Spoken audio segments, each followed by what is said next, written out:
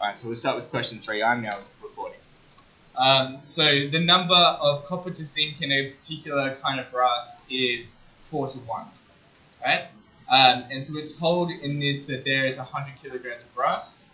So we're told that, so what a common mistake was is they saw the 4, just divided it by 4. But how many parts are there in total? 5. So we have our 5 parts equals 100 kilograms. Right? And so if 5 parts equals 100 kilograms, how much does 1 part equal? 20. Because we divide that by 5, we divide that by 5. And so what's the question asking us to do? Find the amount of zinc. So yeah, how much zinc, and in this ratio is copper to zinc, so it's just 1 part. So that means it's 20 kilograms of zinc. So, I mean, if you just left your answer there, that would be fine. I mean, really, it's a 2-mark question. So 1 mark is for getting the 5, realizing it's 5 parts, not 4 parts. The other mark is then dividing. Alright? What I would suggest you do, and I've said this plenty of times, always make it easy for your marker. Okay, so you should at the end say, therefore it's 20 kilograms of zinc, just so that they know that that's what you're saying is your answer. Because the HC markers, they're going to be marking thousands of papers each day. They're not going to take 2 seconds to try and figure out what you're saying. So if your work is all kind of over the place, so it's not really clear what your answer is, then it's going to go, nah, stuff that's wrong. Okay, so make sure you be clear with what you're doing. Now this question was a hard one, definitely. I think this is from this year's trial paper, if I remember correctly, and I think in that trial paper was like one of the last questions. So it is a hard question. In fact, only one person in the grade got 3 out of 3. So well done to that person. So what we're saying here is we have the 80 kilograms of brass was used for the project. So how much do we have left over first of all? 20 kilograms. So we have 20 kilograms left. Okay. And of that 20 kilograms of brass, what's the ratio of that still? It's still 4 to 1, right, from the previous question, because we've just used our brass. So therefore, how much copper and how much zinc do we have? So again, like if this was 4 to 1, so like 5 parts divided by 4, so 1 part is 4 kilograms. So therefore we have 16 kilograms of copper, and we have 4 kilograms of zinc left over. So far so good? Alright, so that's 1 mark for getting to that point. Realizing how much we have left, and therefore the ratios have been left inside of that. Okay? Now we need to get this. So right now our ratio is essentially 16 to 4. Okay? What do we need the ratio to eventually turn into? The 64 to 36. We want to change this so it becomes 64 to 36. Right? This is where it gets a bit tricky. So right now it's 16 and we want to change that to 64. So we can essentially times this. Like, we want to end up with 64 to 36. 64 to 36. So I could have just times that by 4 on that side, but timesing by 4 on that side isn't going to get me to 36. Okay? What would I need to times on that side? 9. Okay? So right now I have 4 kilograms of zinc, but for me to change it into that ratio, I need to add another 5 kilograms of zinc to get to that 9. And that's the answer to the question. Okay? So just to be clear, that is a hard question. So we currently have a ratio of 16 to 4, which is also 4 to 1. Okay? By multiplying and dividing, we're not really changing the ratio. Now we need to change the ratio. If I did 16 times by 4 to get 64, that's not going to work going that way. So really, I need this to change to 9. Change to 9. The way that I'm going to change that to 9 is 4 plus let's call it x equals 9, so x equals 5. Okay, basically that ratio won't work out, so I need to make it work out by adding another 5 kilograms of zinc to be in that ratio. Okay, and then so therefore the answer is 5 kilograms of zinc needs to be added. Is needed. It's a hard question, but basically the marks would come from. Then please proceed to F1 and F2. There, and there. Kind of realizing I had 16 before, knowing that I had to do something to change it, and then 5. Realizing that number is 5. You kind of get like what you could have done is if you added, like you multiplied that by 4, and then you realize you had 16. Because 4 times 4 is 16, so you had to add another 20. That will probably give you 2 out of 3 because you realized you had to times by 4, but you got to add 10 times by 4. Anyway. But yeah, tricky question, and those are the kinds of questions that I was talking about in my class. That is like a hard question that you get in your trials. But I mean, by the time we get to your trials, you would have been studying for like weeks beforehand. But so these hard questions will naturally over time get a little bit easier. You went into this quiz with like probably minimal study like right afterwards. So we'll get that. Next question.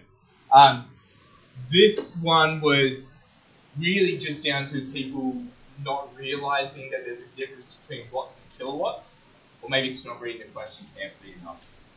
Calculate the cost of running a 400 watt television. Alright, but whenever we're doing these energy questions, we always need kilowatts. Alright, because we're doing kilowatt hours. So those 400 watts, what is that in kilowatts? 0.4.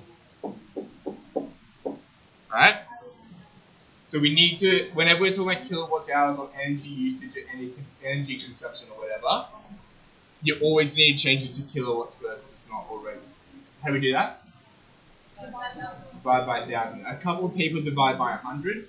Kilo always means 1,000, right? Kilometer, kilogram, kiloliter, kilowatt. It's always 1,000, except kilobytes, but we don't talk about that anymore. So we have 0.4 kilowatts, right? And how are we going to find the amount of kilowatt hours used? We're going to times by 9. We did it for 9 hours. Okay, so that was one thing some other people missed. They forgot to times by 9. And maybe that's because here it says it's NINE as opposed to a number. And so they're just not looking for those. They're not looking for the words. They're looking for the numbers. Again, you've got to read the question very carefully. All right. So therefore, we had 3.6 kilowatt hours used. Everyone cool with how I got that? Yep, 0.4 times 9. And then what's the last thing I have to do? Times it, yeah, we know it's 15 cents per kilowatt hour. So we're just going to times this. So therefore, we have 3.6 times 0.15, which equals $0.54, or aka 54 cents. Yeah, so you get rid of 54 cents as well. That would be fine.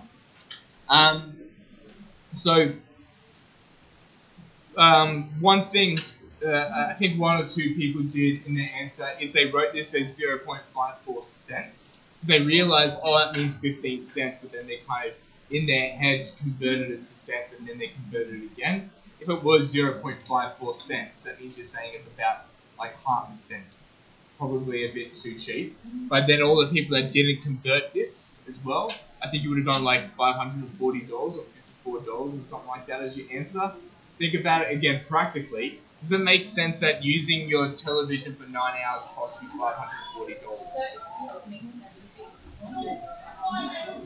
Well, about 50 cents to... That sounds loud. 50 cents for your energy for you watching a TV for 9 hours. It could be. I mean, you might not know because you've probably not paid electricity bills before. But again, this is just like a scenario. Alright? So it's all kind of average. But yeah. The energy price of watching a TV for 9 hours could be about 50 cents. Alrighty, going to the next question. The car travels 600. So for the rest, please proceed to F1 and F2. Thank you. the rest of these questions now are basically one. There was one other one from this year's HSC, which I'll get to in a second. But the rest of these were basically taking those sample questions which are on Project Math and I just changed the numbers a little bit. So first of all, a car travels 680 kilometers on 55 liters of petrol. What is the fuel consumption? A couple of people just did 680 divided by 55. That will not get you the right answer. I think you get like 12 point something or other if you do that. How do we measure fuel consumption? What's the fuel economy measured as? The amount of liters per 100 kilometers. So it's really important. Just Estessa. Do you mind just closing the door? Thank you. So right now, fuel consumption is the amount of liters per 100 kilometers. And it's always per 100 kilometers. And that's where quite a few people lost the mark. Because the answer we eventually get to is 8.1. But some people, and I was marking memes, so I want you to learn this properly. Some people wrote 8.1 liters per kilometer. That's not right. It's per 100 kilometers. So here right now, we use 55 liters over 680 kilometers. Everyone cool with that? Yeah? So we need to change this to be in the rate of per 100 kilometers. There's two ways of doing this. The longer way is we can divide it by 680 and then times it by 100. So that's the unitary method, where you divide by the whole thing, bring it down to per 1 kilometer, and then you times it by 100 to bring it back to what you need per 100 kilometer. The other way of doing it, which is a bit quicker, is how many lots of hundreds are in 680? 6.8. Okay? So we could just divide by 6.8. But of course, whatever I do to one side, I need to the other side. So when you do 55 divided by 6.8, I get 8.1 liters per 100 kilometers. And there's your answer. So some people did the 8.1, right? But they just wrote 8.1. Or they wrote 8.1 liters. Or they wrote 8.1 liters per kilometer. I mean, think about it. 8.1 liters per kilometer, that's really, really bad. Because that means you're using 810 liters per 100 kilometer. That means you're going to be filling up your tank, every 6 or 7 kilometers? You're not going to get very far down the road before having to fill up again. So that's really bad economy. Alright, so 8.1 liters per 100 kilometers. A couple of people lost marks because they didn't write that bit. Fuel economy or fuel efficiency, it is a rate of liters per 100 kilometers. Alright, next part. So, Gary drives to and from work for 4 days each week. He compares the cost of 2 different modes of travel. There's the motorcycle way, and the travelling by bus way, and then which way is cheaper and by how much. So the 3 marks essentially is calculating how much it's going to be for the motorcycle. Second mark would be how much is it going to be by bus. And the third mark is basically answering the question which one's cheaper. So let's start off with the motorcycle. Whatever. So the motorcycle way. How far is his home to work? 25 kilometers. So he's going to travel that 25 kilometers how many times? Per day. So times 4. You could 50 and then times it by 4. But basically, this person's going to be traveling 200 kilometers per week. Make sense? Yep. And then so we want to figure out how much fuel he used in that 200 kilometers. Well, we're told that he uses 1 litre for every 19 kilometers. So if we have 200 kilometers in total, we're going to just divide this by 19. So when we divide that by 19, we're going to find that we have 10.5263 ... liters used. Right? Because if it's 1 litre per 19, we'll just divide by 19 and we'll see how many liters we used in that 200 kilometers travel. What am I going to do with that number? So that's how much liters I used. times it by that. Alright, so therefore, I've got, it's going to cost $13.79 because I did the amount of litres I used times the price. Now, a couple of people rounded a little bit early in this question and a few other questions. Like we've said in the past, never round early. It's never a good thing to do. Okay, so when you do 200 divided by 19, you'll get that ugly number. Keep that in your calculator, just times it by 1.31 and then round it maybe at the end there. Okay, because that's how much it's going to be for that scenario. Now that's 1 mark. Finding the way for the bus trip is a little bit easier. Quite a few people got that. So I mean, for the bus, how many times did you go on the bus? 4 times 2. So we had $1.80. We're going to times it by 2, times it by 4. You can times it by 8 straight away as well.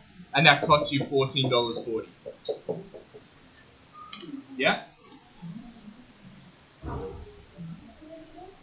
Let's put it, we're not right in the way.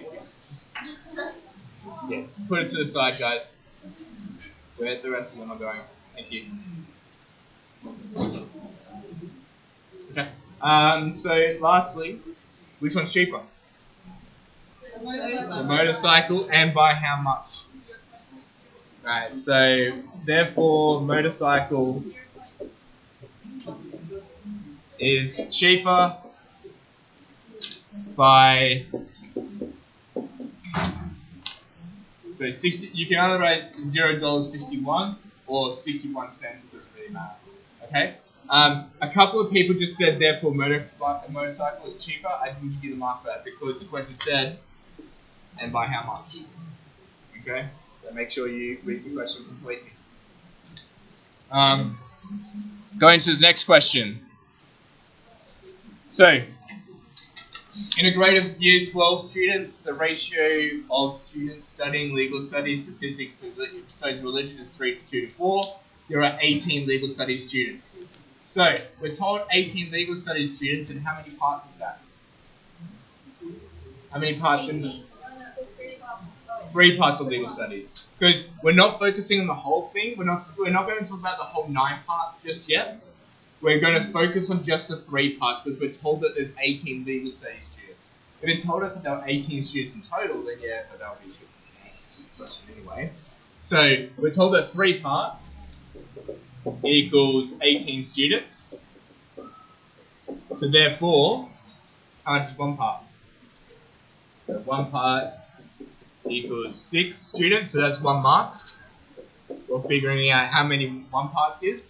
And then from there, if you know there's 6 students per part, so we already know that there's 18 legal. So we've got 18 legal. We have, so 2 of those parts, so 12 people in physics. And then lastly, we have 4 parts in SOR, so 4 times 6 is 24. And that equals 54 students. Now make sure you're using your calculators on that because I think one person right at the end said it was 56. They did all the work right and I think they maybe got it, just did the things in their head rather than using your calculator, just double checking. And they wrote 56, so just make sure you look at that.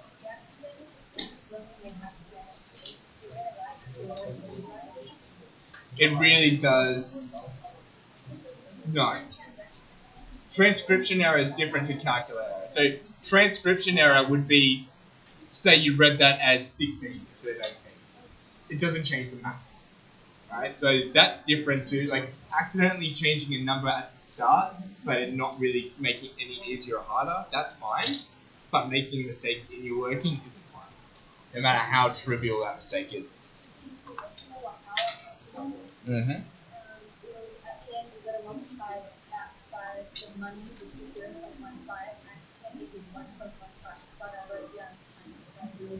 What did I do? I didn't know what we did.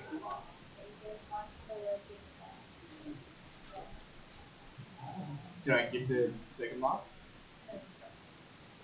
They wouldn't have to say it. Alright. If you, in your working, you wrote 1.15, did you? Yeah. And so that would have been seen as a transcription error because at that point you're acknowledging their thing. No, I saw that as 1.15 for whatever reason. Yeah. Alright. Anyway, going to this question. So we have this yellow line between government, housing, conservatorium of music. And so when you measure it on your page, like, I mean, this is one of those questions where it's kind of a bit of variance. Like some people, I measured it as 5.4 centimeters. Other people might measure it as 5.5. Other people might measure it as 5.3. I guess one thing to maybe point out is it's 2.7 and 5.4 is twice that. So you can maybe think ahead, like, what do you think that the test writer actually meant to write? But anyway, so here that yellow line is 5.4 centimeters to 2.7 kilometers, and some people just left that. That's basically, if you just left it as that, what you've essentially done is ruled a line and wrote down what your measurement was. Okay? That's not what we're looking for here. The scale ratio is like changing its surface from the same unit and then simplifying it. That's what a scale ratio is. So first of all, they're not even in the same units. So that's not really a good ratio. So let's change that into centimeters. How can I do that? Not divide. Times it by 1,000 and then times it by 100. So we have 5.4 centimeters to 270,000 centimeters. Now they're in the same unit, so I can drop the units now. And the other thing is I now need to simplify it. So how am I going to simplify that? Divided by 5.4 on both, or remember fractions ratios work like fractions. Just do 5.4 over 270,000. It will simplify to be 1 over 50,000, which means in this case it's 1 to 50,000. So you get 1 mark for changing the units to be in the same thing, because scale ratios need to be in the same unit, and then simplifying. So just measuring that, I mean, I'm not going to give you 2 marks for measuring a line. Okay? Neither will the HSC.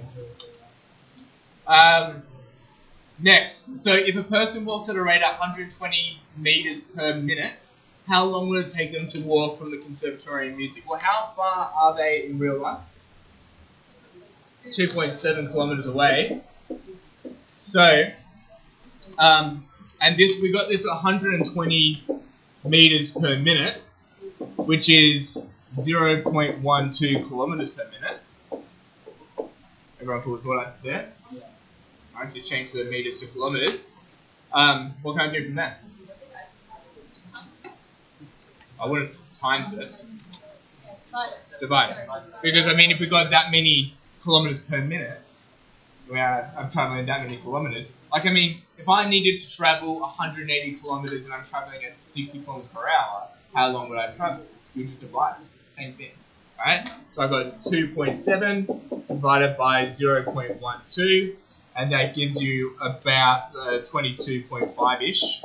So therefore about 22 minutes and 30 seconds. Now I was a bit lenient here. If you talk about time, talk about seconds. Right? Quite a few people left it as 22.5 minutes. Yeah, I know what you're saying, but just do the extra step. You remember how to change it into DMS? Do that. So just press that DMS button and change it to 22 minutes 30 seconds. Which is a little bit better. Alright? I think 1 or 2 people also said 22 minutes and 5 seconds. But remember, 22.5, that 0.5 is half. Yeah?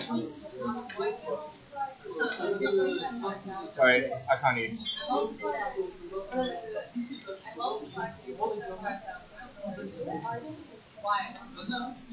Oh, because you might have changed that into minutes, and then you would have had 2,700 divided by 120, which would give you the same thing. Yeah? So rather than me converting the kilometers, like that meters into kilometers, you change that kilometers into meters. Either way, you'll get the same thing. Alright? And then lastly, what is the total area shown in this image? So the length of this image, you get to be about so the length of the image, you get to be about 8.6 centimeters. And then the height is about 7.9 centimeters. Some people then just multiply those two straight away, but I'm not asking for the drawn area. I'm asking for the actual area of like what's going on here. So this translates to be 4.3 kilometers. Oops. Yes. And this translates to be 3.95 kilometers in real life. But the other thing is, and I mean this is a bit of an oversight on my part, it is saying correct to the nearest square meter. So let's just change these as well. So this equals 4,300 meters. And this equals 3,950 meters. And now how do I find the area of a rectangle? Multiply those two numbers together. So therefore the area equals 16,985,000 meters squared. So what in the future, what I probably should have done is correct the nearest square kilometer. But whatever. If I did that, the answer would have been like 17 kilometers squared. Because you get 6.985. But the idea is measure it what it is in the map, change it to be what it is in real life, so 4.3 kilometers, 3.95 kilometers. And again, it goes back to what you said in your previous. So like some people at the start measured this to be 5.5 centimeters, and then their answer was eventually 1 to 49,000 something or other. If you eventually ended up using that number, 49,000, you still would have gotten those 2 marks. You might not have gotten the exact same answer as me, but you did the maths right. That's all we're really focusing on. Okay? So CFPA is correct for previous answer. Just running into the last question before we run out of time. So a map is shown. A map is drawn to scale. So 1 centimeter grid paper. And so what if it says that's 1 centimeter grid paper, that means it's 1 centimeters. Even if it's not really. So some people's like, oh, so that's actually 5.05 centimeters. No, it's 5 centimeters. Okay? Showing the positions of a supermarket, a cinema, and there's also a reservoir sitting over there. We'll get to that in a second.